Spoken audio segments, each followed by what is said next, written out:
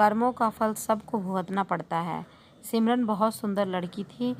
वह जब कॉलेज में जब पढ़ती थी, हर लड़का उसका दीवाना था। देखने में बहुत सुंदर तो थी ही, साथ में उसका पहनावा और बोलने का जो तौर तरीका था वह सबसे अलग था। इसलिए वह सबकी आंखों का तारा थी और कॉलेज के टीचर भी पसंद करते थे, क्योंकि पढ़ने में भी बहुत अच्छी थी, पर वह अंदर से बहुत चालाक लड़की थी। रवि का नाम एक उसी के कॉलेज का लड़का उसको बहुत प्यार करता था। वह भी पढ़ने और देखने में बहुत स्मार्ट था। दोनों एक दूसरे को देखते स्माइल करते। धीरे धीरे दोनों की बातें होने लगी और सबसे छुपकर बैठकर घंटों बातें करते। लड़के को लगा शायद यह भी मुझे बेहद प्यार करती और मेरे साथ शादी कर लेगी, पर स्मरण काफ़ी चालाक लड़की थी। वह सिर्फ उसको अपना टाइम पास समझती थी। ऐसे करते करते कॉलेज के 5 साल निकल गए और एक दिन सिमरन रवि को बिना बताए कॉलेज छोड़कर चली गई। रवि उसको अपनी जान से भी ज़्यादा प्यार करता था। यह बात आज से 26 साल पहले की। तब मोबाइल नहीं होते थे कि रवि को उसके बारे में कुछ पता नहीं, वह क्यों बिना बताए चली गई। सिमरन 2 महीने के बाद अपने फाइनल ईयर्स के एग्ज़ाम में देने जब वह कॉलेज पहुंची तो उसके तो हाथों में लाल चूड़ा और मांग में सिंदूर भरा हुआ था। रवि यह सब देखकर सदमे में आ गया और मरने तक की सोच ली। बस एक ही बात दिमाग में बैठ गई कि मेरे साथ ऐसा क्यों? क्या मेरे में ऐसी कौन सी कमी थी जो उसने मेरे साथ धोखा किया? पर सिमरन की दोस्त को पता था कि वह सच्चा प्यार नहीं करती, क्योंकि वह जानती थी कि रवि बहुत गरीब घर से है।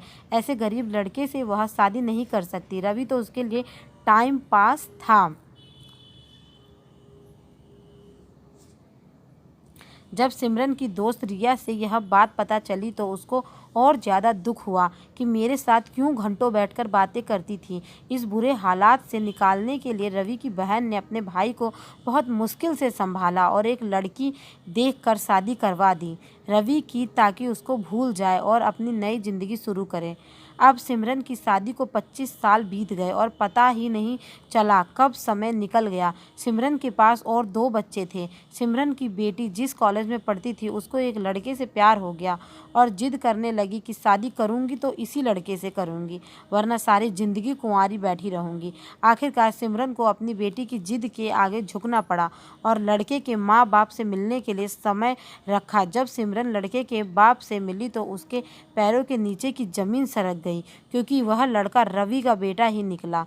और अब सिमरन इस सदमे को सहन नहीं कर पाई कि यह आज क्या देखने को मिला। मुझे कभी याद भी नहीं था, वह मेरी आंखों के सामने खड़ा है मेरी बेटी का ससुर बनने के लिए, क्योंकि बेटी की इतनी जिद थी कि अगर मैं शादी करूंगी तो इसी लड़के से करूंगी, भले यह गरीब क्यों ना हो। बार बार यह सोचने से मजबूर भी थी, यह भगवान ने मेरे साथ क्या किया। लाख कोशिश करने के बाद भी सिमरन की बेटी इस बात से मना नहीं कर पाई।